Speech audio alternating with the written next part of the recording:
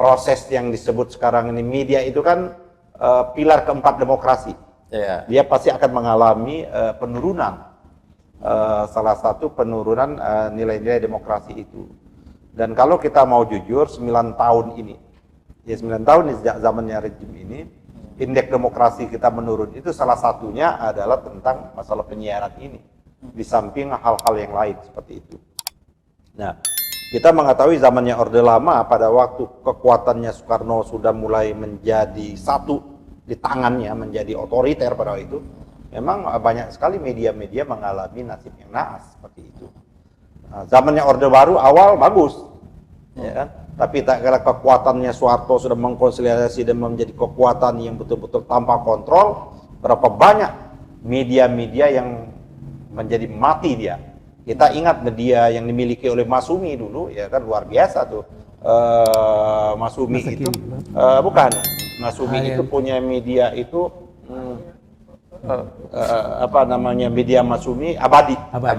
Ya kan, Koran Abadi kan, medianya Abadi itu kan di Bredel Orde Baru itu tanggal peristiwa adalah peristiwa tahun 70-an, 74. Yang 74. Pada waktu yang bersamaan media Indonesia Raya ya kan juga di Bredel pada waktu itu.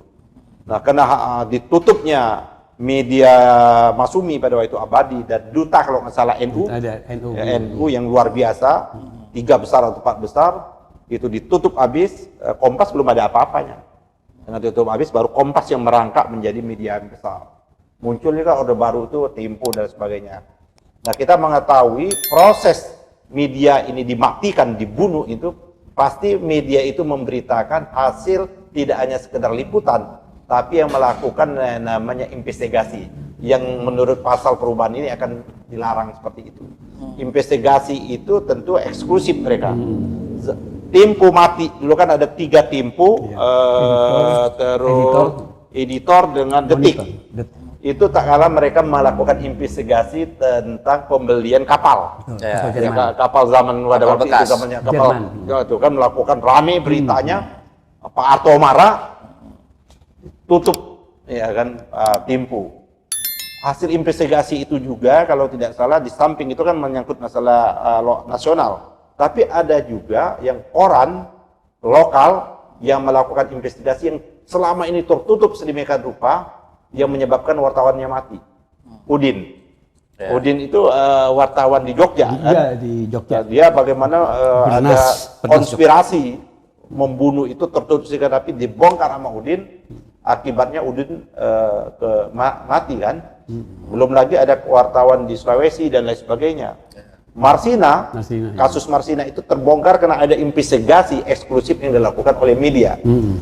Nah, itu masa kelam lah Orde Baru. Tumbang Orde Baru, itu masa emasnya awal-awal itu yang namanya pers. Dulu kan harus ada SIUP ya Pak Eri? Itu surat izin usaha penyiaran, penerbitan. Sehingga kalau ancaman SIUP itu dulu Menteri Penerangan itu betul-betul algojo. Kalau SIUP-nya dicabut, sudah habis mati dia. Nah, reformasi, saya kira kita harus memberikan apresiasi yang tinggi kepada Presiden Habibie pada waktu itu.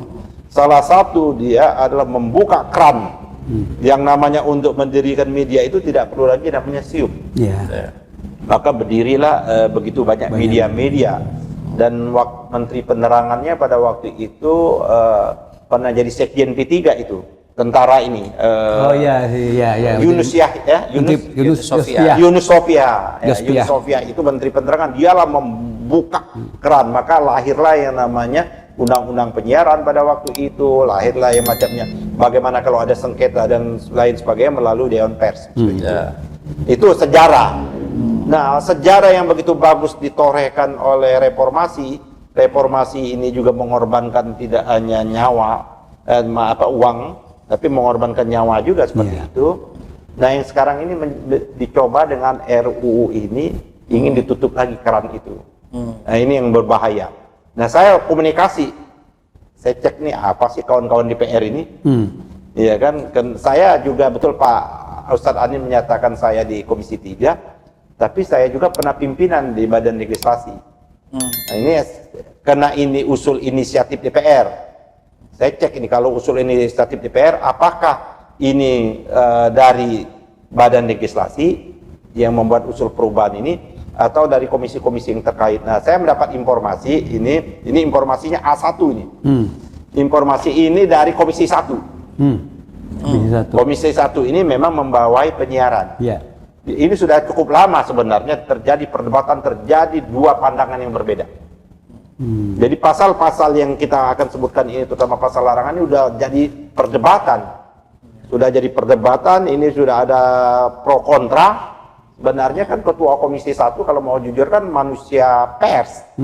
Ya kan dia dari Metro kan. Metro dulu. Mutia Hafiz kan. Bahkan dia melakukan investigasi di Timur Tengah. Maka dia ditangkap pada waktu itu kan karena investigasi yang dilakukan oleh Mutia Hafiz seperti itu.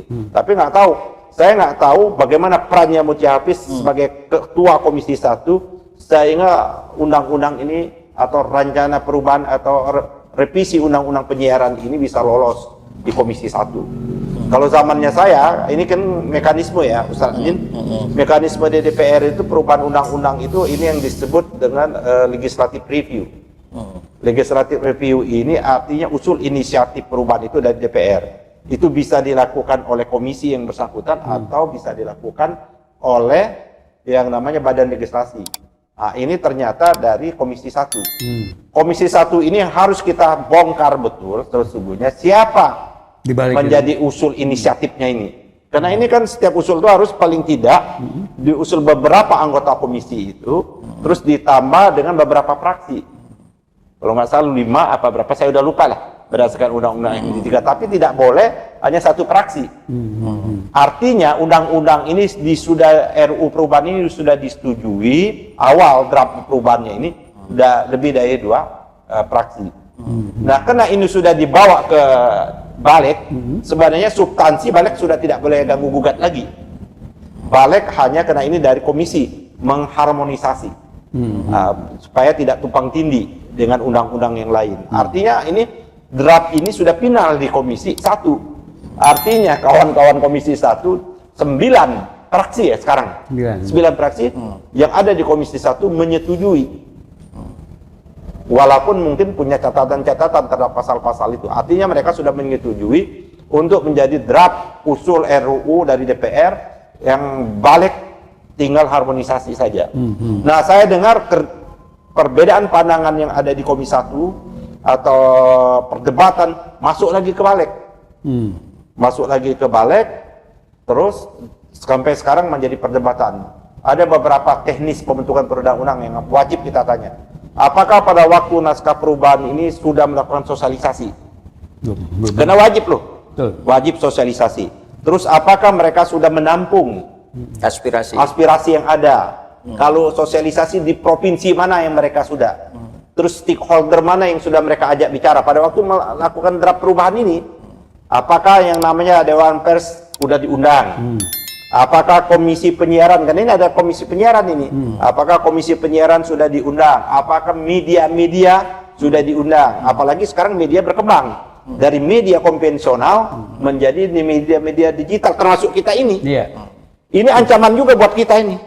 Jadi kawan-kawan betul harus aware betul, terutama yang subscribe-nya udah jutaan. Ini bisa ancaman loh buat mereka, jangan mereka tenang-tenang saja. Kayak Repli Harun itu udah 2 juta lebih. Dan Rocky Gerung jutaan juga. Akbar Faisal udah mendekat juta. Deddy Kolbozer itu udah puluhan juta. Ya kan? Siapa lagi? Yang bidang-bidang politik itu si Nazwa Shihab. Seperti itu. Kalau saya kan masih ratusan ribu lah ya kan.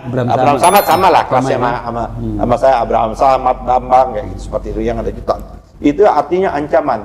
Nah, walaupun ini masih panjang. Sedangkan umur DPR ini sudah pendek. Ya, kalau saya ini nggak akan selesai. Tapi yang harus dilihat, harus kita lacak betul motif dan siapa di balik itu. Motifnya apa dan siapa? Saya yakin ini jangan-jangan oligarki yang sudah bermain juga di ujung-ujung. Kenapa? Andai pun ini jadi draft usulan perubahan harus dikirim lagi ke pemerintah. Karena harus dibahas bersama presiden. Nanti presiden membuat daftar inventarisasi masalah baru dibahas bersama. Artinya kalau menurut saya dalam waktu beberapa bulan ini belum tentu selesai. Dan harus dibahas kan.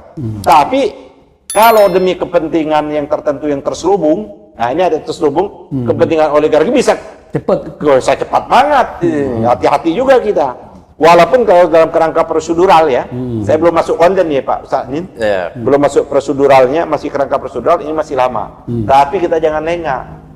Kalau oligarki sudah mau, banyak undang-undang itu cepat ketika undang-undang Minerba, Omnibus Law dan lain sebagainya. Ya. Jadi memang menurut saya kawan-kawan di DPR ini saya nggak ngerti juga cara pandang mereka yang seperti itu. Jadi itu Pak Admin, saya baru masuk prosedural aja. Nah sekarang kita masuk ke dalam konten. Ada konten sebagaimana ini ada juga ini apa namanya konten larangan. Di konten larangan ini bisa kita lihat ya Pak Ustadz, ini di pasal berapa tadi? Pasal 50D ya? 50B. 50B ini konten larangan ini Pak Eri. Orang ini selain membuat kelayakan isi siaran dan konten siaran sebagaimana dimaksud pada ayat 1 tadi sistem informasi SIS tadi ya kan, membuat larangan. Ini larangannya, isi siaran dan konten siaran terkait dengan narkotika ini berbahaya loh, walaupun seolah-olah ini bagus. Jadi kalau kita mengisi ini kan kena samar nih, isi siaran, konten siaran, kalau memberitakan tentang ada narkoba, gembong narkoba atau macam-macam yang berhubungan dengan narkoba nggak boleh. Bagaimana itu harusnya diberitakan gitu kan, diteriakkan. Terus psikotropika, zat adiktif, alkohol dan perjudian. Justru menurut saya ini harus diberitakan hal-hal seperti itu. Yang kedua, isi siaran konten siaran tentang terkait rokok, ya kan? Ini pabrik rokok jangan-jangan dibaliknya, ya kan? Gitu tuh. Terus penayangan, ini yang tadi Pak Ustadz Anin, penayangan eksklusif jurnalistik investigasi. Ini mahkotanya media mau dibunuh. Justru kita membutuhkan eksklusif jurnalistik investigasi untuk mencari kebenaran tadi kan, check and balance tadi kan, check and balance seperti itu, ada keseimbangan seperti itu. Terus apalagi penayangan satu profesi atau tokoh yang memiliki perilaku atau gaya hidup negatif yang berpotensi ditiru masyarakat, seolah-olah seperti itu. Justru yang perilaku yang negatif itu yang harus diberitakan dong. Dan ini sangat miris ya. Jadi udah tadi narkoba, perjudian, habis itu investigasi jurnalistik. Ini seakan-akan udah setara dengan narkoba. Dengan narkoba, terus perjudian. Penayangan kekerasan dan atau korban kekerasan. Kan perlu harusnya. Ada mistik. Jadi menurut saya ini problem. Jadi menurut saya problem ini satu. Yang kedua akan tumpang tindih. Kalau katanya ini dalam rangka ini supaya tidak terjadi narkotika, psikotropika, kan sudah ada undang-undang lain. Sudah ada undang-undang tentang narkoba, sudah ada undang-undang yang tentang psikotropika, zat aktif, alkohol, sudah ada undang-undang tentang perjudian, sudah ada konten dengan rokok, sudah ada undang-undangnya.